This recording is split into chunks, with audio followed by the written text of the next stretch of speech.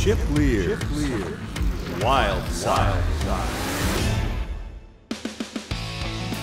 Hi, everybody. It's Chip Leer, and today's podcast is with Jason Przekurat. Jason just won the National Walleye Tour Championship and took home a first-place prize at about $98,000 for catching fish over 3 days. If you were watching this event, you're well aware this was one of the craziest walleye tournaments that I've ever been a part of.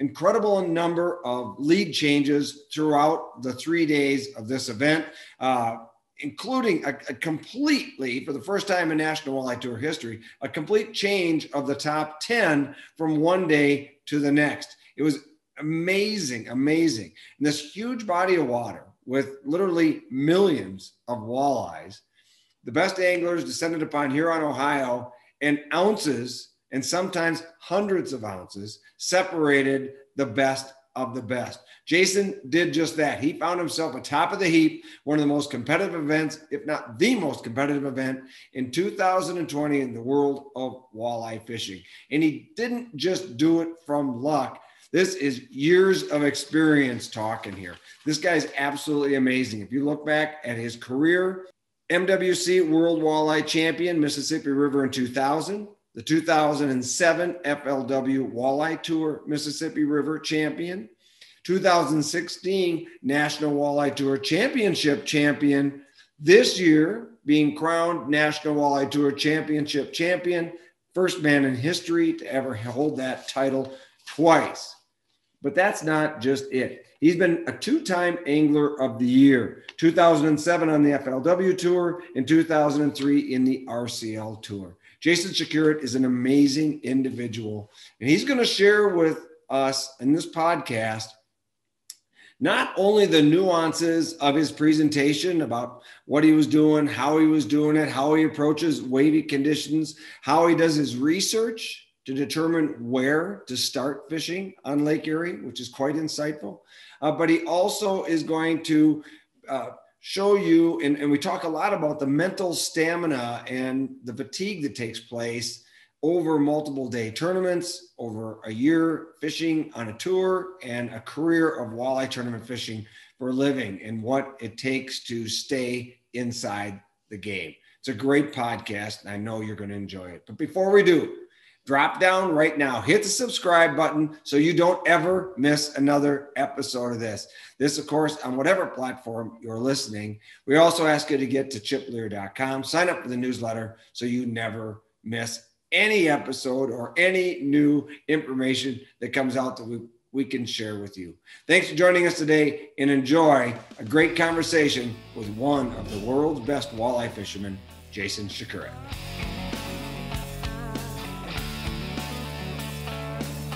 Congratulations, Jason Przekurat. It is a great honor to be sitting here with you upon your latest championship win. Well, thanks for having me, Chip. It's, it was a great week, and obviously it's an honor to be here after winning the championship.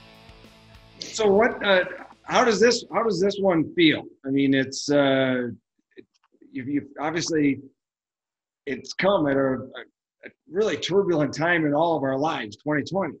Right. I mean, honestly, this couldn't have happened at a better time with everything going on. Like you said, in 2020, it's been one heck of a trying year just to get a season under our belts and get it finished and to win the championship. But just not only that, but with my sponsors and my wife has her own business and a hair salon, and everything was up in the air this summer, and to finish it off like this I couldn't ask for anything more.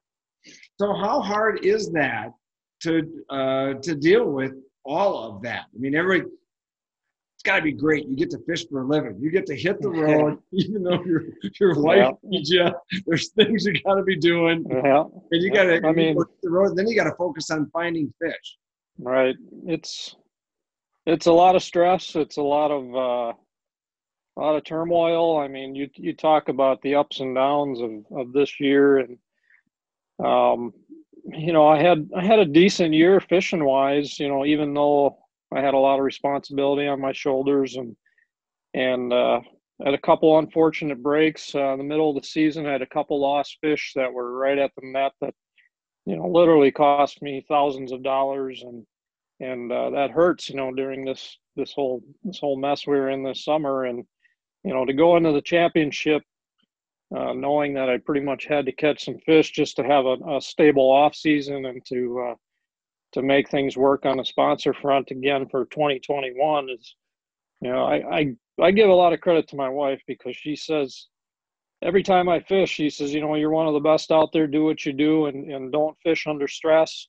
You know, and even though she says that, it's still hard, because there's a lot of responsibility with fishing for a living. So going into Erie, she said, don't worry about a thing. Just do what you do. Have fun. It's the last tournament of the year.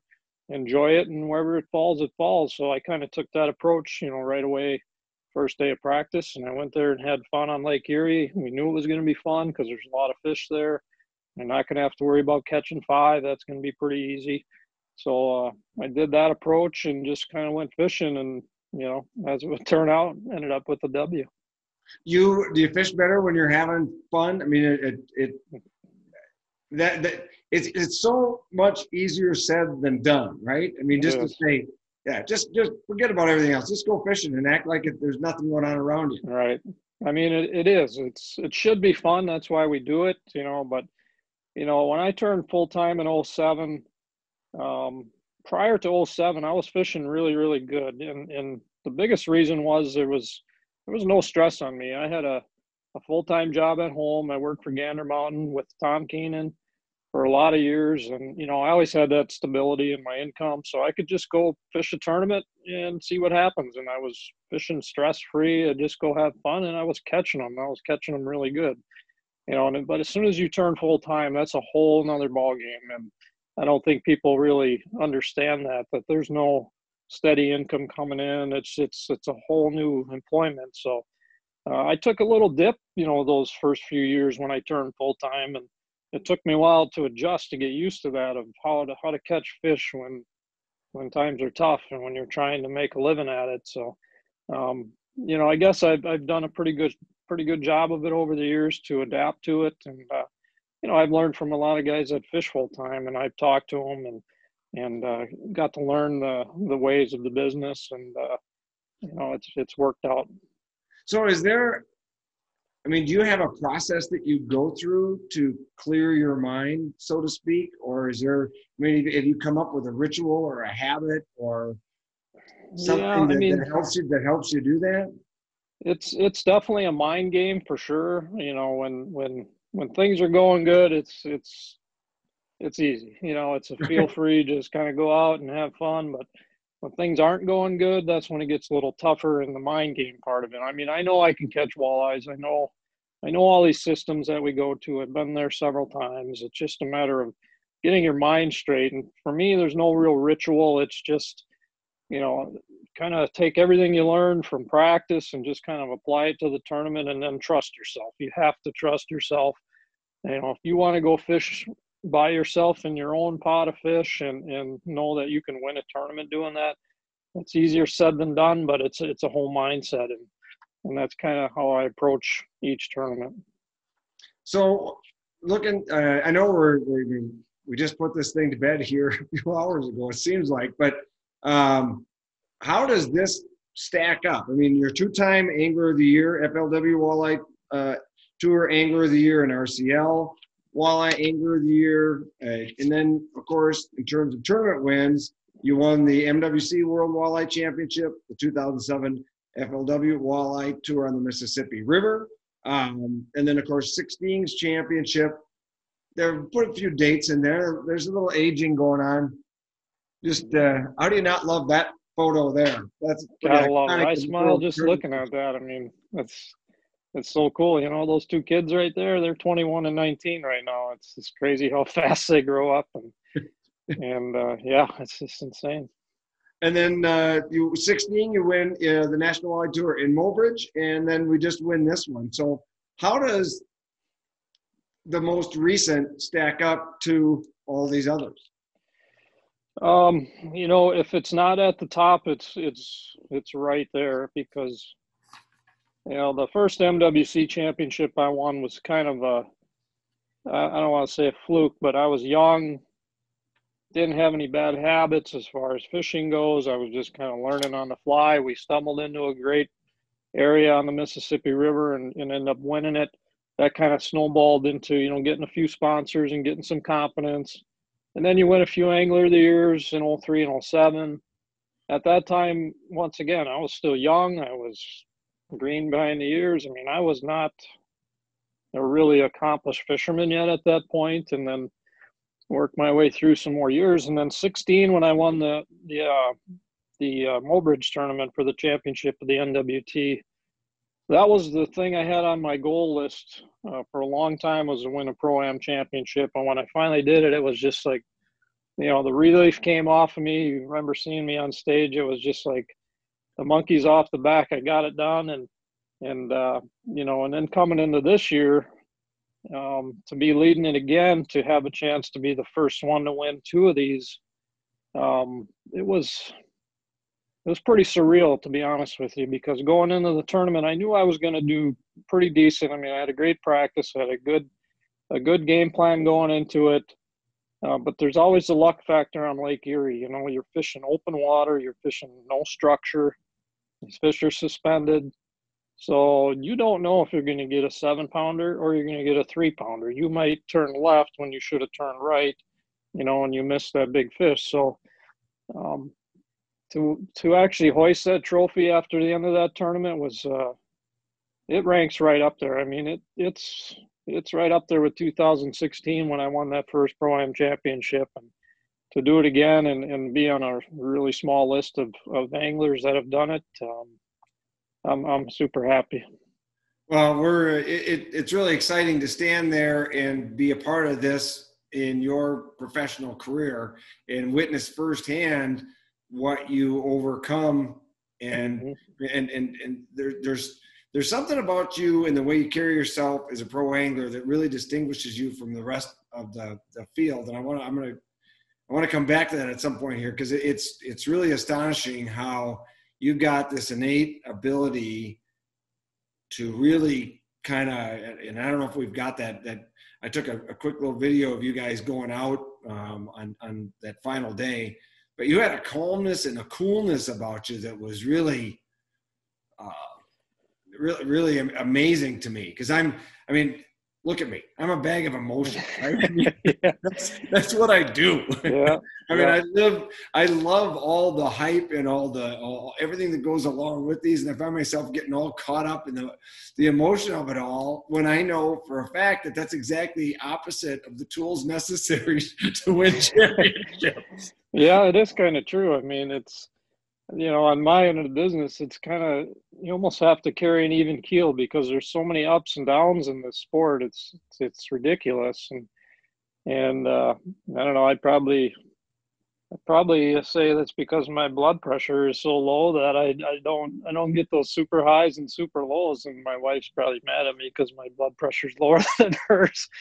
But, yeah, I keep an even keel no matter what. So you get low blood pressure because all you do is fish for a living. Yeah, it's easy, right? Exactly. Yeah. So what it was that learned? I mean, is this learned behavior or is this the way you've always been, where you've had a really good idea to kind of keep it all in perspective and process it all?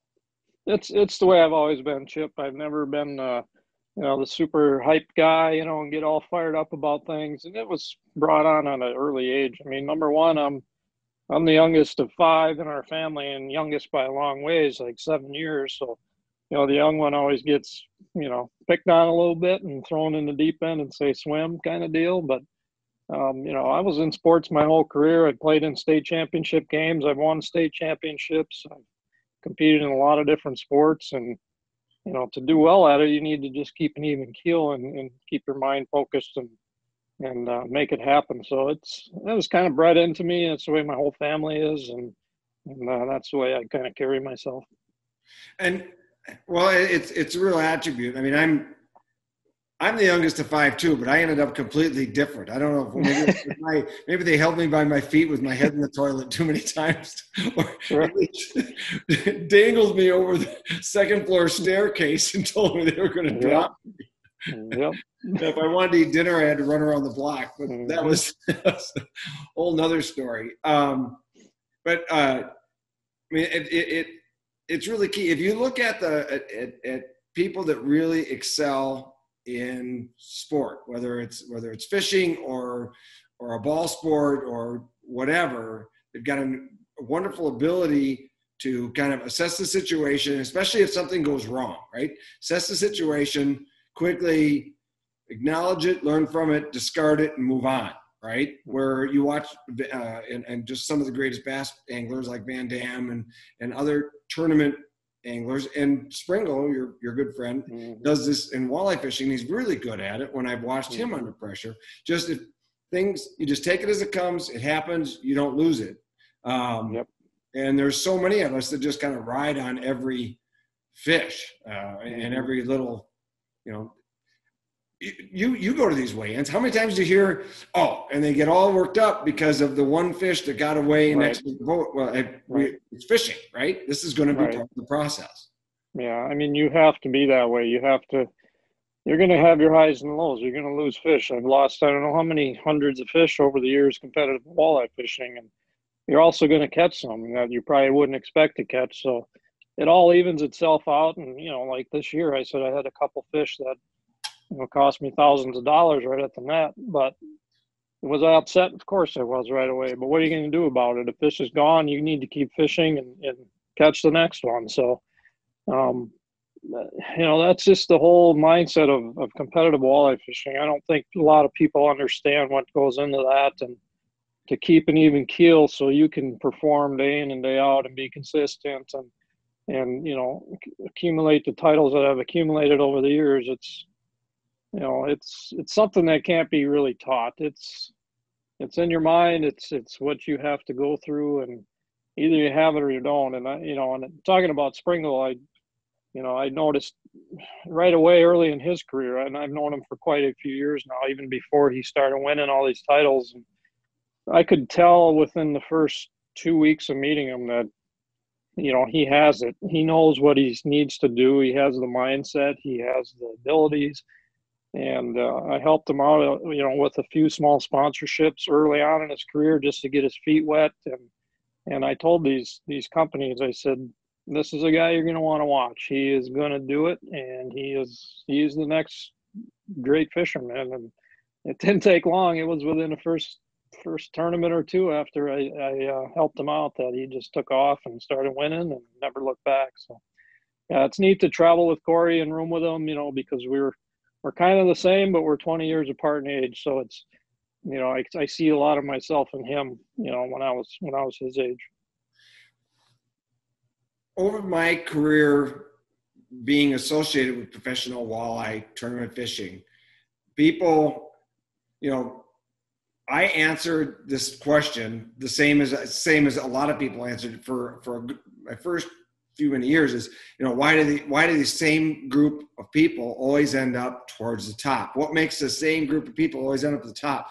And my initial response was, well, they get to tournament fish, or they have a lot more experience on these bodies of water, and it all, you know, they just know more than the next guy. The older I get, the more I believe it's mental fortitude and the ability to out cerebral the other anglers. And I'm not talking about just like intimidation, but just being able to deal with all of the outside influences that go on. And it's, if you've ever been in the top 10 and looked at a dock in the morning of the final day, and I stood up on that knoll before I came down onto the dock that last day, when you're getting inundated with people coming up wishing you luck, and then you got cameras in your face, and you got people, and you got lights, and it's dark, and there's all this stuff going on. And I mean, you're smart enough to have all of your gear ready before you got to the dock, because there's no way you were going to get anything done once you got to that spot. Yeah, it was pretty insane. Yeah, I mean, there's a lot that goes into that.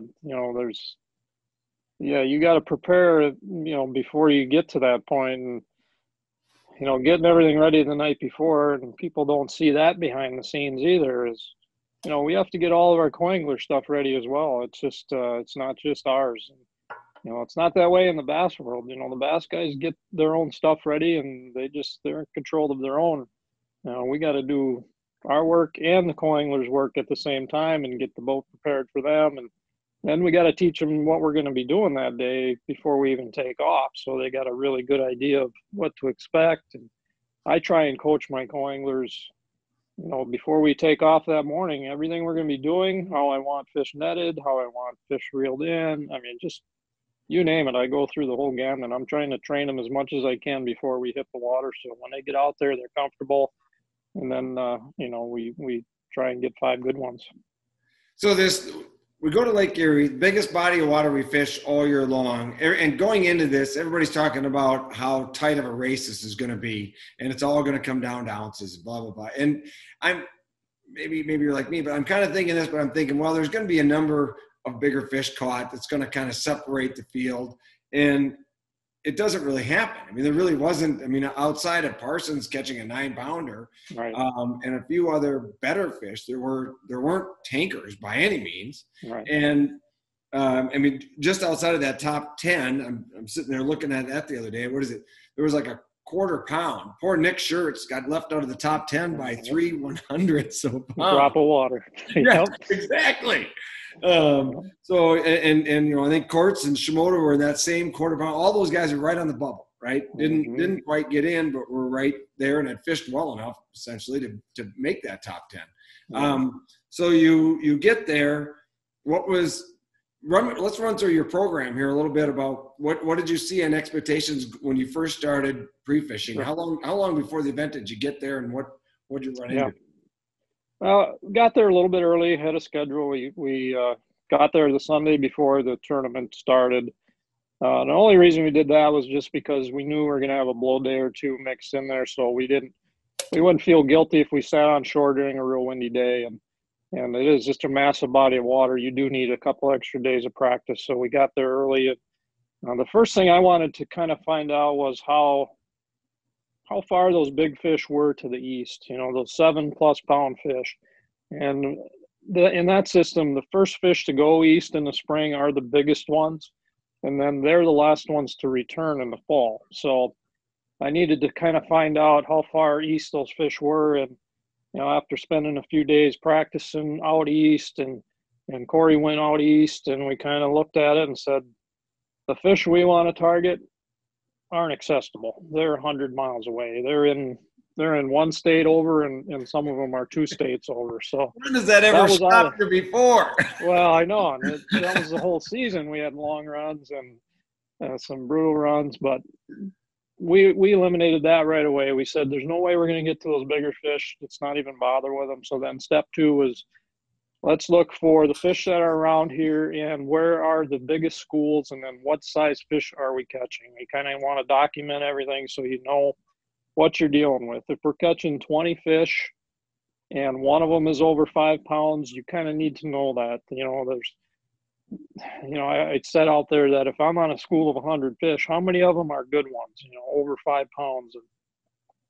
And as it turns out, the very first place I practiced was out by the weather buoy, by the sandbar in the general area there.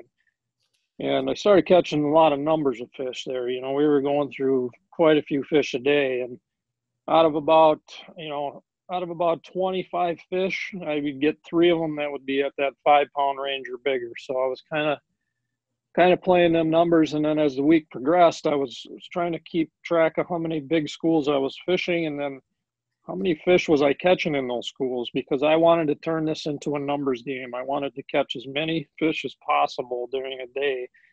And at the end of the day, you were going to have 5 good fish. So that sandbar area up there by the weather buoy was my most consistent area. I could catch them there every time I went. It was a massive school. It was 2 square miles. You just had to kind of pick that 2 square miles apart and figure out which school was more active than the other. And that's where I started the tournament. And it didn't start out good. I fished my first spot, which was right along the border. I didn't catch any there. I just wanted to make one quick run through there. I slid south a few miles and started catching a few fish, but they were super small. I mean, one of them I had to measure, and I had 5 in the box for like 9 pounds. I thought, oh, this is not a good start. But pretty soon I started figuring out where the bait was, and you don't want to be directly in the bait. You want to be on the perimeter of it. And started picking those off, and then we started upgrading a little bit, got to 15 pounds. By 12:30, that school started rising up in the water column. We put some high baits out, and it was almost nonstop for an hour. We were catching them, and within a half an hour, I went from 15 pounds to 22 pounds, just like that, and ultimately ended up with like 23 something the first day, and it put me in contention. So the other thing I was trying to do there is just, I would pre-fish my way back every day in practice, because you never know when the wind's going to blow. You need to stay closer to shore. And I did that the first day, caught a few fish. The second day I did it again. I pre-fished my way back and caught even more fish in a specific area, and thinking maybe it might be a spot I need for day 3. And sure enough, on day 3, we went out, and it was rough. And I had no idea sitting at the dock it was going to be that windy out there. I did hear reports of 20 at the buoy. 20 mile an hour winds out there is nasty. Those are 5 and 6 footers, and it's really hard to fish in that stuff. So when I got out about 5 miles offshore that third day, and I said, number one, it's going to take me an hour to get there. Number two, can I even fish when I get out there? It's going to be tough to run around. And then I got another hour ride back in, so I'm wasting 2 hours of my day just driving. I stopped on that school that we had fished the day before on our way in, and the fish were there. I caught 3 right away, 2 4-pounders and a 5.11, and I thought, well, that 5.11's above average fish. That's a kicker, and I have no problem catching another couple 4-pounders throughout the next 6 hours, and that's kind of what we did. We just picked through them, and I did catch a 1/2-pound upgrade with a half hour to go, which that was a godsend, because without that fish, it would have been within hundreds of a pound, either win or take second. So that fish definitely sealed the deal. But that's how I went through my practice. Just started with figuring out how far east them big fish were. They're out of the question. And then I found what I thought was the biggest, most active school in the whole system, where I could go through numbers and end up with 5 good ones. And the whole theory paid off in the end, and brought home a little hardware. So you're trolling different areas within the vertical water column. Mm-hmm. Did that adjust throughout the 3 days of the tournament? So we have tournament, just so we understand, maybe we have tournament, and maybe somebody didn't follow it, but we actually had a blow day to pause. So then we fished day 2 on our 3rd day, and then the final day. Right. So there's actually 4 days for the 3 days of the tournament. Right. Did those fish move amongst that vertically during that period of time? Yeah. What I saw was, during day 1, most of the fish every day in practice were relatively deep in the morning and mid-morning. And then as that sun would get overhead, or, midday would come, those fish would start to rise up, and we could start bringing our lures up in the water column and picking off those active fish. And then we had that blow day on day 2. And everybody in our business knows that when you have a blow day, those fish are eating. Okay, when you're not out there because you're on shore, they're eating. So the next day is the day after a front, and that's always the hard day.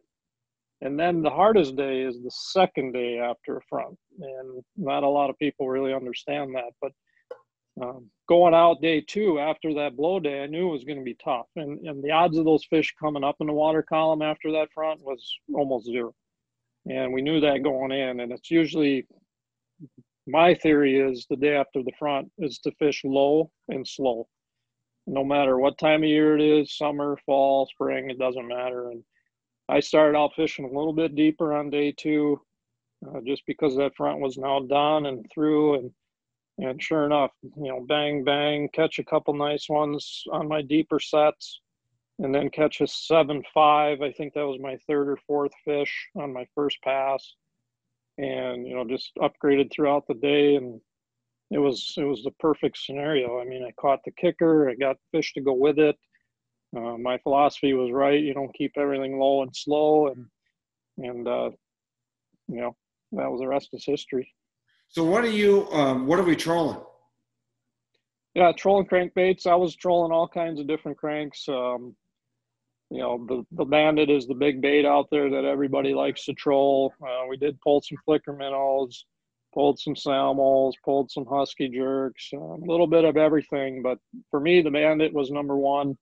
The key to that for me, I think, was trying to run a color that nobody else was really looking at. And for me, it was just almost a straight gold color. It's a Bandit that's called, I think it's called Clown. It's all gold, just a little bit of red on the head. And throughout the week, that bait was catching big fish for me, above average fish, and it was working when it was sunny and working when it was cloudy. So I could kill two birds with one stone with that bait, you know, whereas usually, you know, that bait works great in the sun, and then you got to put it away when it's cloudy and try and catch them on something else.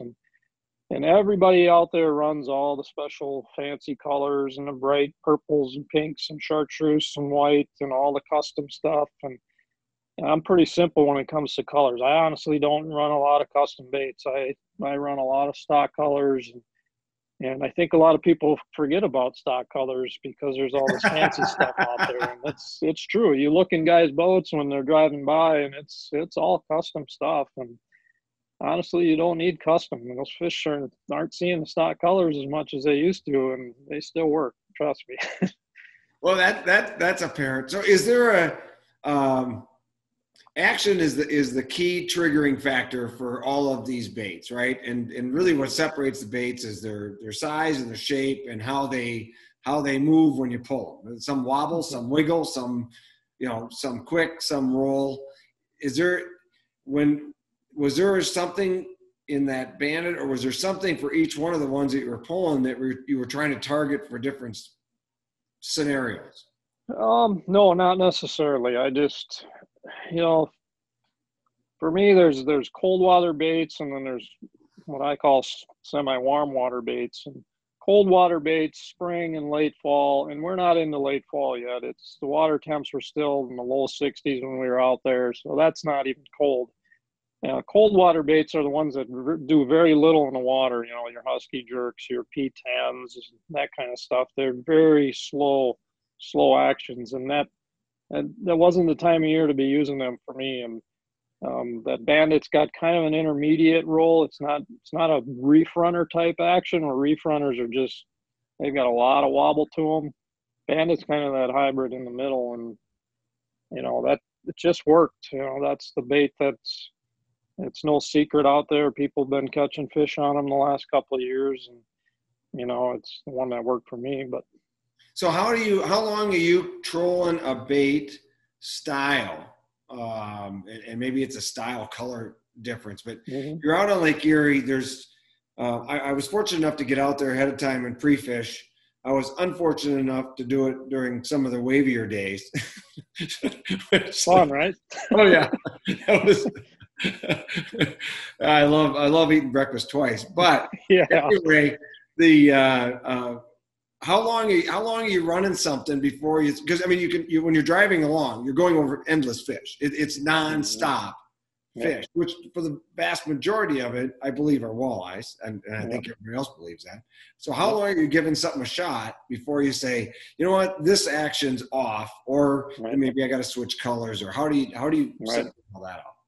Yeah, I mean, when I start practice, I mix it up like crazy. Colors I mix, and bait styles, and different companies and different actions, and it won't take you long for the fish to tell you what they really prefer. And one fish is always a fluke, and then two fish on something's a pattern. And I start firing baits relatively quickly. If they're not catching one or two fish to everybody else's one or two, you're off the team. You're put in the penalty box. You're not going to probably see the water the rest of the week. So it's just a matter of throwing everything you got out there. Let the fish kind of tell you what they prefer, and eventually you start seeing a pattern with this particular bait or that particular color, and the next thing you know, you've got a piece of the puzzle. So, I mean, do you put a time limit on it at all? I mean, will you put a bait down and say, you know what, I'm going to troll this for a half an hour and then I'm going to Yep. switch it up? Or do you pick a Yep. number? What do you do? Yeah, that's a good number to throw out. You know, I do the same when I'm fishing a school out there. Is I'll usually give it about a half an hour. If it's not working, it's either going to get changed out. If it's a school of fish I'm after and I troll through them and I don't catch them for a half an hour, and this is Lake Erie. I mean, if you're on an active school, you're going to catch them within that half hour. Other systems are a little different, but Erie is special. So yeah, I mean, a half an hour. If I don't get bit on it within a half hour, even on good baits, I'm leaving that area. I'm going to probably slide over to another little pot or take a different angle at them. Maybe try that for a half hour. But yeah, I don't sit there all day and just hope to God they're going to bite. You know, you're on a special body of water. They're gonna bite, and somebody's catching them somewhere. So you need to catch them too. How much snap weighting are you doing, or did you do during the tournament to get the desired depth? Yeah, I was running a lot of snap weights, especially post day 2 when we had the blow day. I never weighed a fish up high, or what we call unassisted or no snap weight. Everything came on snap weights for me on day 2 and day 3. I was running 2-ounce offshore guppy weights on a snap weight. I was running a 50-foot lead, and then I would attach the snap and then run desired length after that, and then attach the offshore board. And for me, the magic numbers during the day 2 and day 3, when it got tougher, was between 75 and 90 feet total at about 1.5 to 1.7 miles an hour. So to answer the question, that puts my baits down in that 27 to 32 foot range, right in there. And those were the fish that I was kind of targeting, and I was in, for the most part, I was in 44 to 46 feet of water. So they were up off the bottom a ways, but those were the biggest fish. Those were the ones that, you know, the ones we were all after. I caught some higher, I caught some lower, but the ones right at that level seemed to be the perfect ones. So how far do you think these fish move to get a bait when you troll over them? Will they go up a number of feet, or do you got to troll them right by their nose? Is this all front directed? That's a good question, because I've done a lot of thinking about that over the years on Lake Erie. I think a lot of these fish, well, my theory is I always want to fish above them a little bit on any Great Lakes for that matter. Green Bay is the same way. Lake Erie is the same way. If I'm marking the fish, say at 30 feet, I want to run my baits within 5 feet of their heads. I also, at the same time, don't want to run those baits right through their heads. So if they're at 30, I'm not setting my lures at 30. I want it just above their heads. And I think number one is, you know, these fish see a lot of baits. There's a lot of fishermen out there. I think they're curious about a lot of stuff. They'll chase a lot of baits. You know, they won't necessarily commit to them. I think if a fish is laying there 30 feet down and that bait's 3 to 5 feet over his head, it's just enough out of range where he knows that bait's coming through or something's coming through, but he has to now go look at it rather than just have it come right past his noggin. So I like to be above him at all times, not a lot, just 3 to 5 feet is where I target. Get those fish to commit to come up and look at your stuff. And a lot of times, you know, they'll see that bait and it's kind of getting away from them, and then they'll probably grab it and try and go back down to where they came from. So that's the philosophy I take, is always fish just above the target range that these fish are at.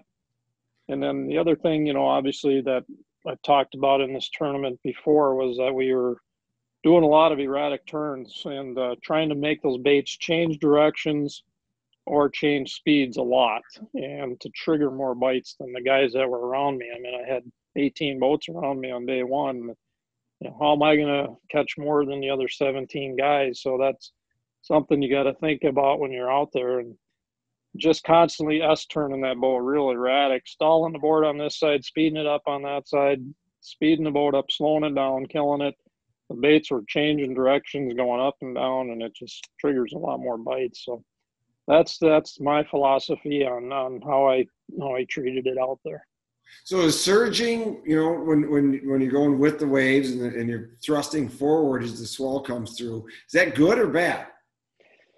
I mean, if you want, it can be a number of things. It could be, but it could be good. It could be bad. I think the one thing I like to do a lot in big waves is not go directly with the waves, or, you know, riding those troughs or riding those surges like that, because your bait, I mean, that one day I was out there, it was blowing pretty hard. And as you know, my boat was going 0.4 miles an hour and then surging all the way to 3.4 miles an hour all day. So you're trying to, your baits are stalling, your baits are just flying.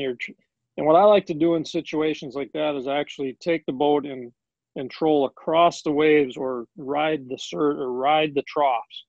And that way your baits aren't getting thrown around erratically like that in those big surges. And yeah, it's a little more uncomfortable fishing wise because your boat's rolling side to side all the time when you're troughing. And but I think you get a lot more bites. It's just something I learned early on when I was fishing Lake Erie, 20 years ago. So it's one thing I like to do. So does line, lure, rods, all that matter? I mean, or is it just? I mean, I'm assuming most guys are running monofilament. What do you do? Yep. It's all monofilament. I run Strike King's tour grade mono, 12-pound test. The rods, I'm using Lew's speed stick rods, which I developed for them last year. The rod is pretty important, especially in big waves, because it takes a lot of that surge out of your boards. If you run a stiff rod, your boards are gonna be jerking in and out of the water a lot. So a softer action rod absorbs a lot of that shock, keeps your baits, from shooting out of the water, like, when your board gets hit by a wave and all that stuff. But it also is helpful when you're fighting fish near the boat. You want a nice soft action rod that, you can play those fish and not lose them. So does your monofilament want more elasticity too? I mean, is that you're better to have something that's got a little stretch to it? Yeah, that's for sure. I don't know too many guys that run straight braid out there on any Great Lake for that matter. It's all monofilament. You need that little bit extra stretch. At the same time, when I see a fish bite a board and it starts going back, you need to get that hook set. And the first thing I do, I don't grab the rod. I leave it right in the rod holder, and I crank down on that fish about 10 times to get that angle out of the board that's going to the board and then to the fish. I'm trying to straighten that angle of the line out and to get that hook set. And then once it's relatively straight, and then I'll pick it up out of the rod holder and just ease them in. You don't need to pump the rod. You just slowly wind. And then as he gets near the boat, that's when you start loosening up on the drag a little bit and make sure he doesn't make that crazy run at the end and pull the hook. So yeah, it's monofilament on the Great Lakes almost 100%. Man, I would love for somebody to do a study on how many decisions go into a day of like trolling crankbaits like this. I mean, I'm sitting here and there's dozens of little things, nuances that go through my head. Like, okay, there could be this, could be this, could be this, could be this. Mm-hmm. And all that stuff is going through your brain as you're going out in the morning. And absolutely to give people an idea of just how difficult of a decision it is. I mean, there was 39 limits over 20 pounds day one. So we had a lot of fish are biting, right? And it was relatively close. I think it was 5.5 pounds separating the top 40 boats. And these are really good fishermen. Okay. That's a lot of decisions that get down to that. And it comes down to ounces separating those top 10. So then we go from day one to day two, where the entire top 10 drops out of the top 10 and is filled up with a completely new top 10. First time in history. How fun is that, right? That's crazy. But it was, I think, if I looked here this morning, I think 6 of the eventual final day top 10 came like positions 11 to 18. And you were one of them. I think you were sitting at 11th or something like that. Yep. So boosted up. But then there was other guys that moved out of the field. And this is, to me, is the photo of the tournament. I think Kelly took this photo, Kelly Wilkinson.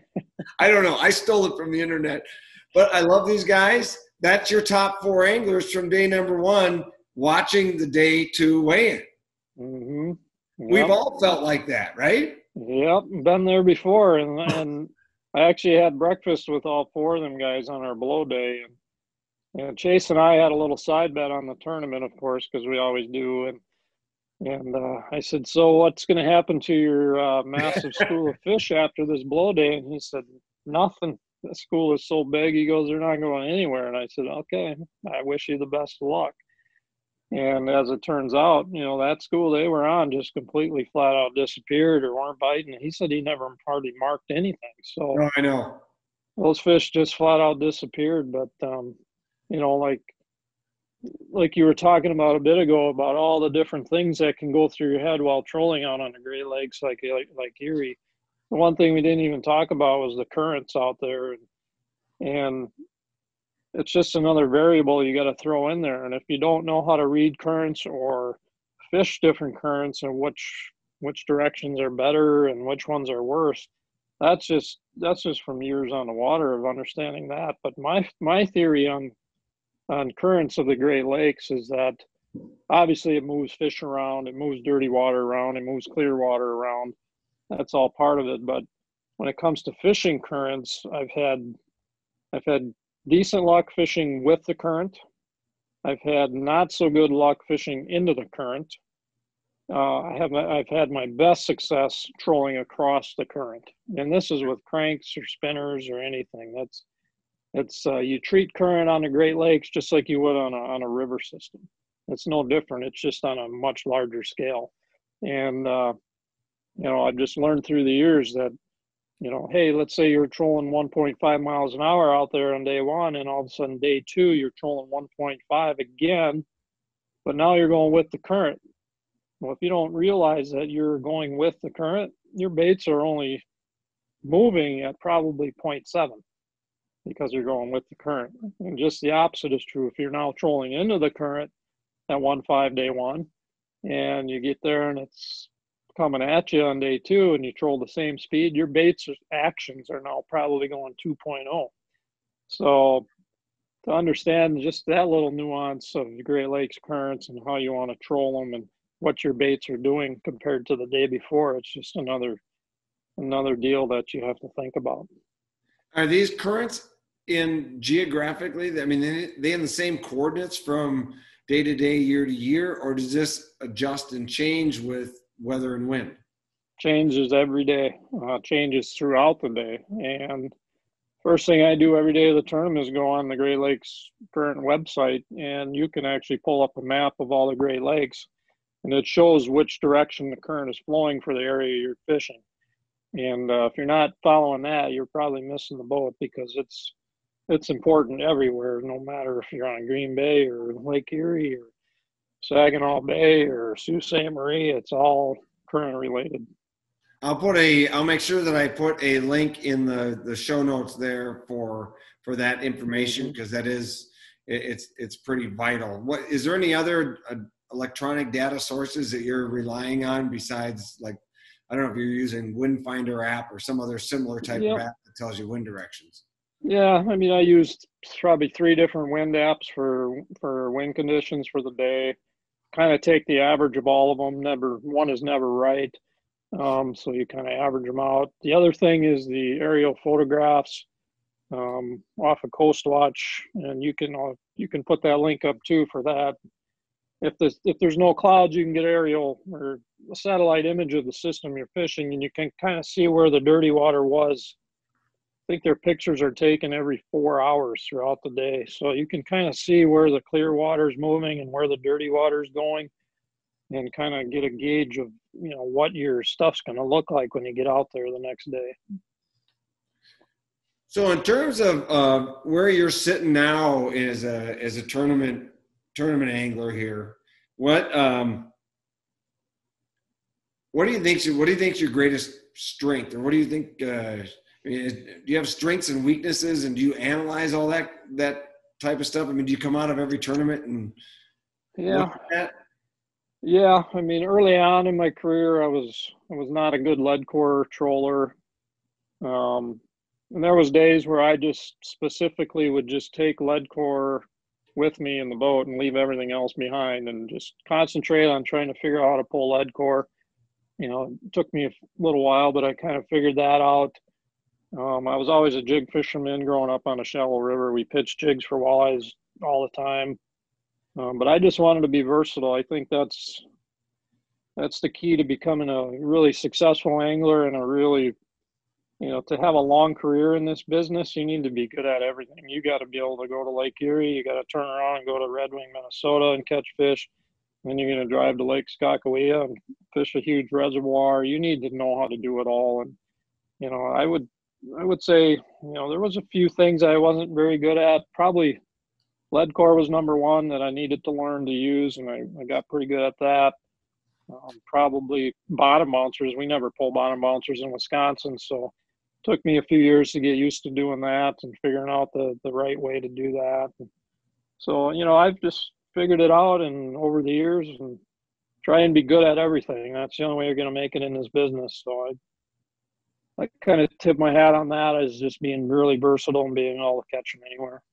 So do you, like after this tournament that we just finished, I mean, do you keep notes, or how do you document anything, or are you just so intelligent that you never forget anything?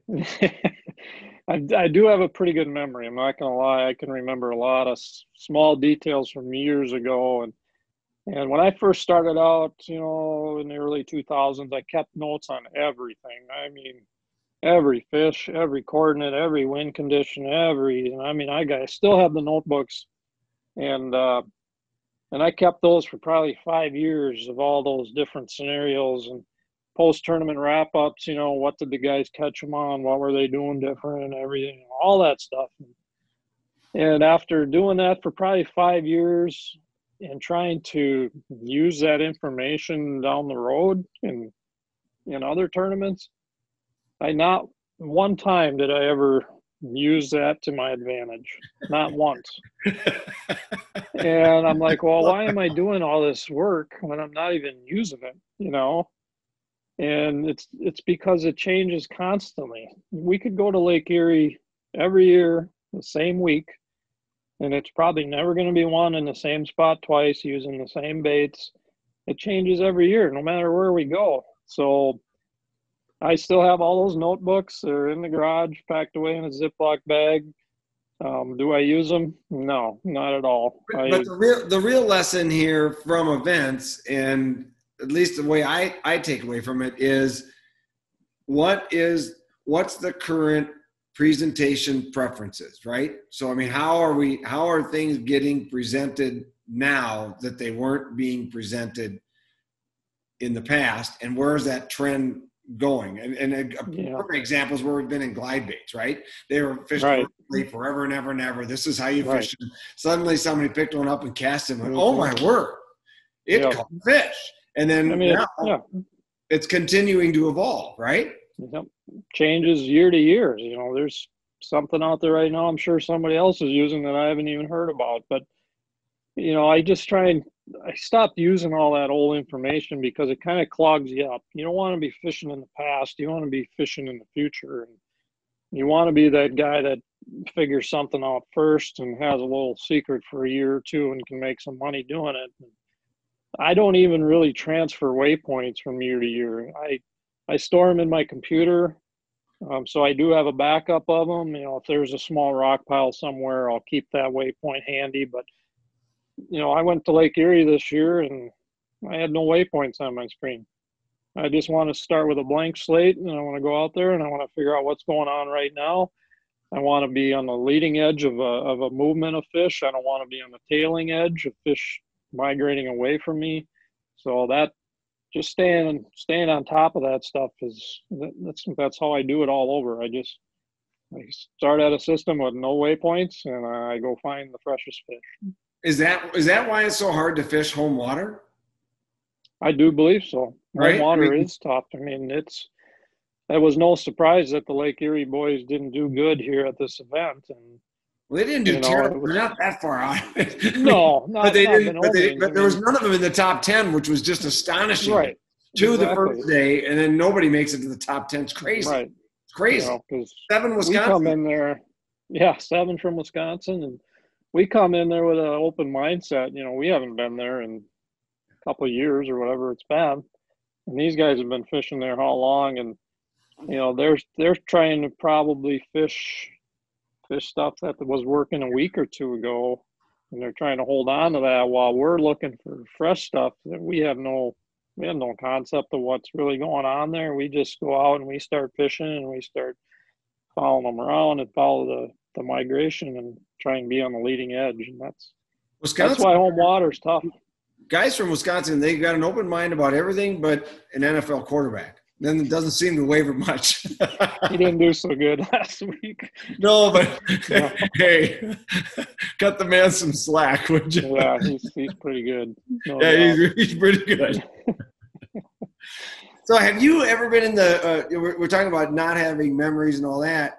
Have you ever been in an event and just completely just spun out or come back after pre-fishing and everybody's in a good mood on the dock and you come in and go, oh, yeah. What the hell am I doing wrong? Well, of course. Yeah, we've all been there. Even the best of the best have been there. You don't always catch them. You don't always land on them. You don't figure them out. I always feel good if I go to a tournament and I find what I consider the winning fish, even if I don't win. If I miss a bite completely, let's say there's a John Hoyer weed bite up in Sault Ste. Marie that I Exactly. completely missed. I got beat. There's no doubt about it. I missed that bite, never found it. You just take that into consideration for next time. And as long as I'm finding what I consider a winning bite that guys do good on and I compete with it, I'm happy with no matter where I finish. It's just, one of them things. But yeah, I've been to tournaments where I've just been spun out completely. And, I went to Bull Shoals back in 2003, first time ever there. So I was there 10 days total. I caught 0 fish in practice, had no clue what was going on. We did find some fish at nighttime. We went out with a spotlight and shined around a little bit because we did hear the fish were spawning, and they were all over the shoreline. So we knew there was walleyes there. But to catch them during the day was another idea. Practiced during day 1 of the event, ran like 65 miles to just a flyer bite, hoping I could find something. Didn't catch any then. Day 2, went to another creek arm that I'd never practiced in. And as luck would have it, started running into a few walleyes. I caught 3 walleyes the whole time I was in Arkansas. Lost 1, which would have boosted me up, but I finished 9th with 3 bites, actually 4, weighed 3 in 10 days. Wow. And I thought I was just completely lost, but as it turns out, what I was doing was right. You just got to keep practicing and keep looking. And by God, I found that creek arm, and out of the top 10, I think there was 5 of us in that one creek arm, the creek arm is huge. It's like 8 miles long, so it was a giant area. But yeah, just keep fishing, and I thought I caught more rainbow trout and bass than I did walleyes, and it was one of them deals where you just keep going and keep trying to figure it out. And by God, I did. I caught 3 and took 9. So, and that's kind of where I'm going at. So do you have you ever lost confidence? It's really hard to go out and you leave the harbor or put your boat in, turn around and go, I still can't decide where to go, what to do. I just have. Sure. And how do you work through that? As this is your job, this is what you do. How do you push forth to figure that out? Yeah. Just one of the theories I use or philosophies is that, in any system, the walleyes are either deep, they're either shallow, or they're in between. So it seems pretty simple, right?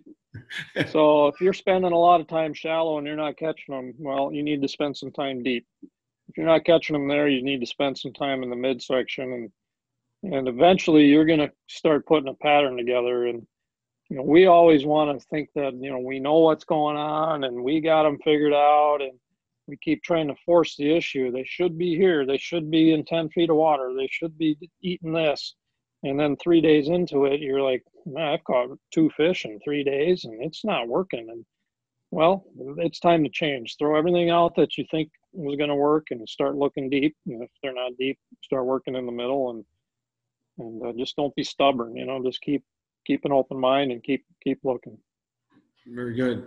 So with, you found yourself at a pretty unique position here. I think you're only one of a couple guys that's won a couple National Walleye Tour events right now. You moved yourself way up the money rankings list inside of NWT, and you've done real well overall in your career that way.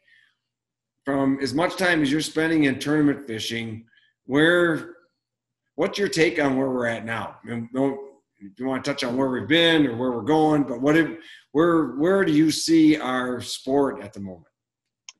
I'm actually seeing a pretty good surge just in the last 2 to 3 years. It was really, really good when I first got into it. We had, the RCL championships. We were fishing for $400,000.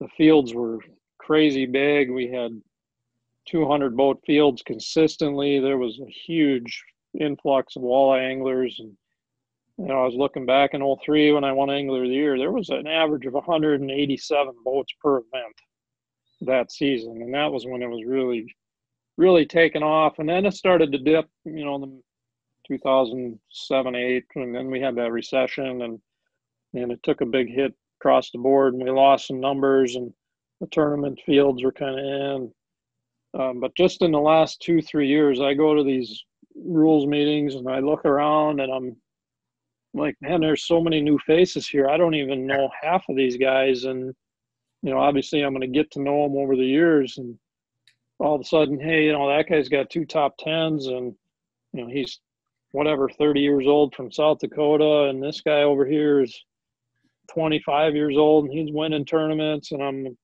you're starting to get to know some of these new faces, but you see so many fresh ones that they're here. I mean, they're good fishermen. They know how to read electronics. They know how to catch fish. For a lot of them, it's just now time on the water. They don't have the years I've had over the, 25 years I've been doing this already. Just that time on the water is crucial, but it's pretty neat to watch the fields grow. And next year we got another change in venue. We got 4 qualifiers and a no entry fee championship, which I think is awesome. You got a true championship with the best of the best of the best, and it doesn't cost you anything to go there. And I think we're going to see good numbers next year. I think a lot of guys are going to be excited about that, and it gives new guys a chance to do this for a living. That's the bottom line. It's a tough thing to do, and there's only probably 10 of us that fish for a living right now on the walleye tour, and to see some new guys come up would be awesome. Yeah, it's a pretty impressive schedule, kicking off April in Bismarck, and then Sturgeon Bay in May, Huron, Ohio in June. Of course, back to Missouri River, Mobridge, South Dakota in July, right? Yep. July, and then championship in September on Ottertail Lake. That's all phenomenal water. And I think we've seen this last 2 times we've gone out west, though, from National Walleye Tour standpoint, just the amount of enthusiasm up and down the Missouri River system for tournament fishing is unmatched. I mean, I think that first event next year in Bismarck could be actually staggering in size. Yeah. Bismarck is a really good place too. There's a good fan base there. There's a lot of good fishermen. It's a cool place to go. And yeah, I think we're going to see some good numbers right out of the gate next year on the first event. So do we have to, what's your take on all of this? I mean, from tournaments across the board, should we keep weighing fish? Should we be going to a catch, photo, release thing? Should we be doing an app-based program? Should we diss all live bait? What's your thought process there? Yeah, I mean, I can start by talking about the live bait thing, and I'm all for gonna go somewhere. Live bait. I mean, it's been. I think it's. Chad might even have some photos about the fact that you really don't like willow cats, but your kids will play with them. I think there they are. Yeah, My kids will hold them, but I won't hold them. None of us. Yep. There's Jackson. He's about 4. He can hold one, but Dad can't hold them. No, I pin them down with a net and I jam a hook through their mouth.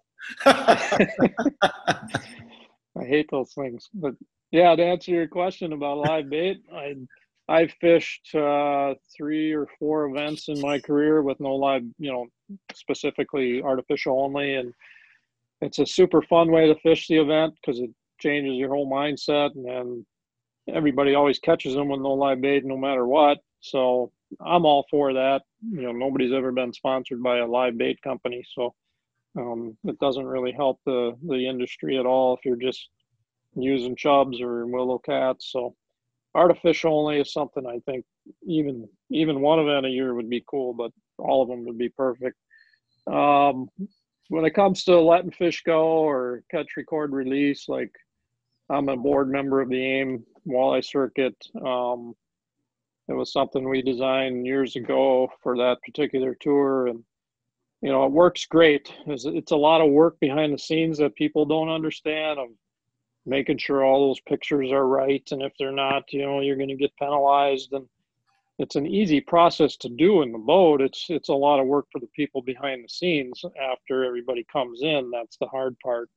But is it good for the fishery? Yeah, it's awesome for the fishery especially if you're fishing small areas. Like if you're on the Mississippi River and you're pitching to one particular eddy, you're catching those fish, recording them, picture, and you're letting them go right back to that same spot. They're going to swim right back to there. So if you're fishing again tomorrow, odds are them fish are going to be there again versus taking them back to the weigh-in and releasing them there.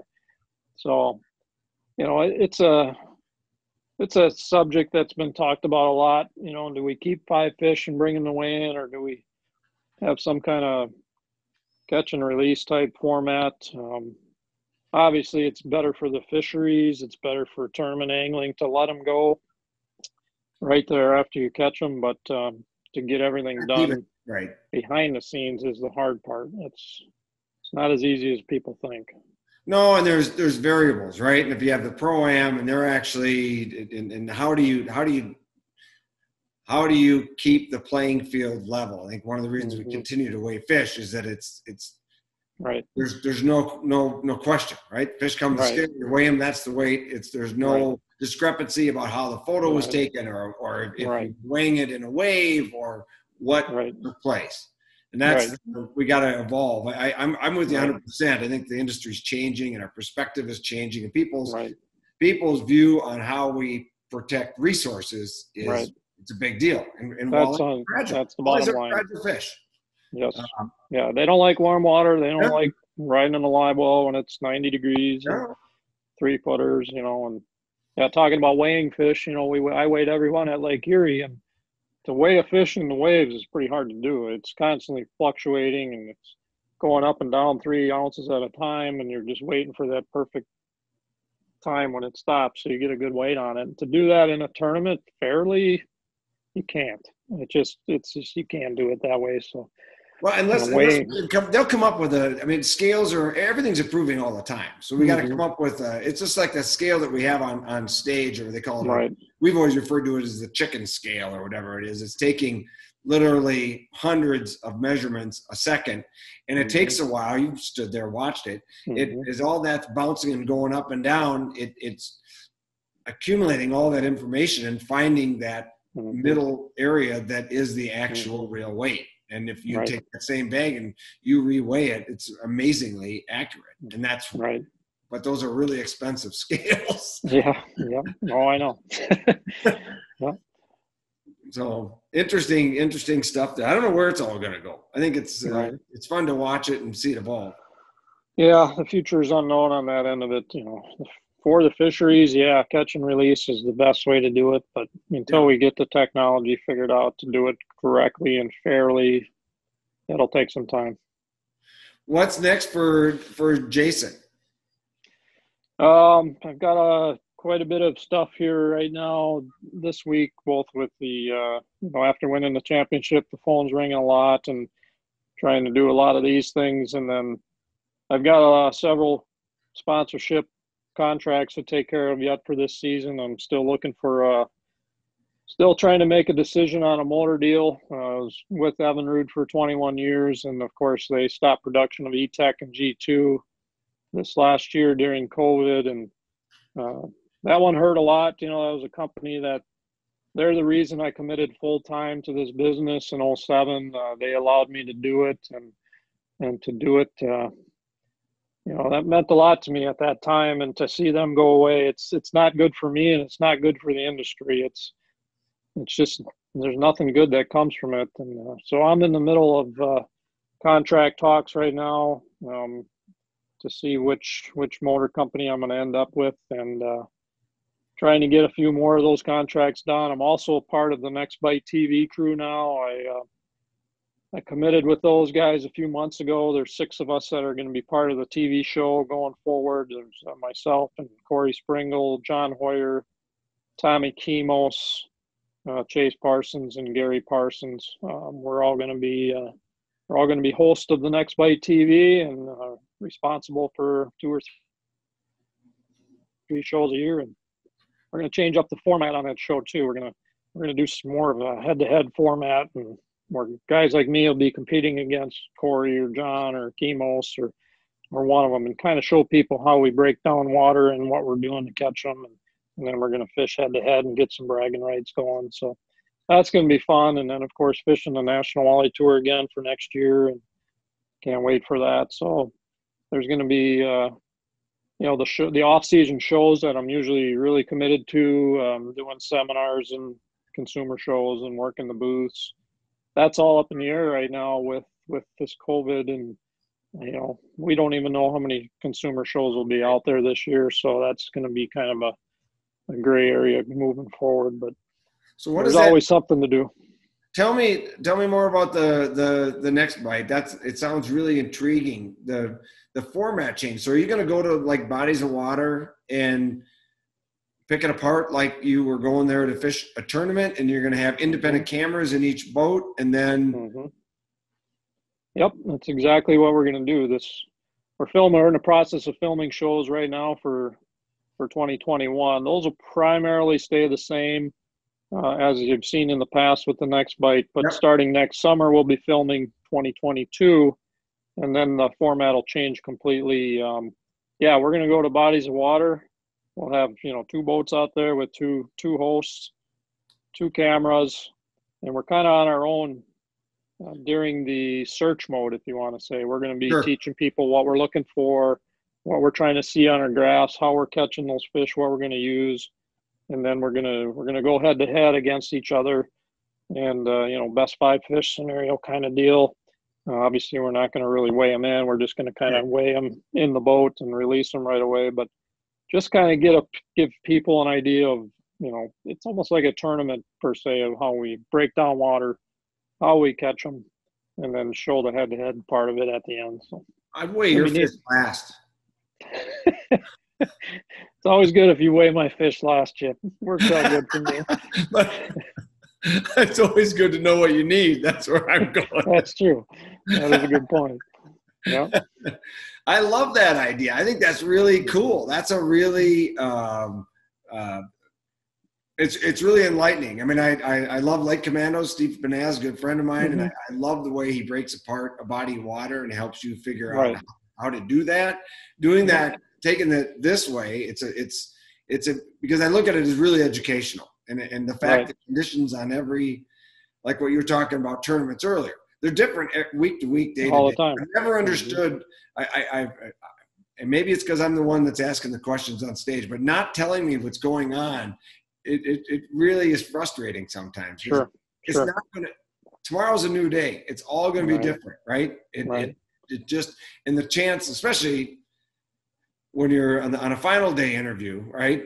I'll air it all out. When on a final day interview, if you think anybody's listening else that's listening inside the top 10 is going to change what they're doing because of something you said, it's not happening.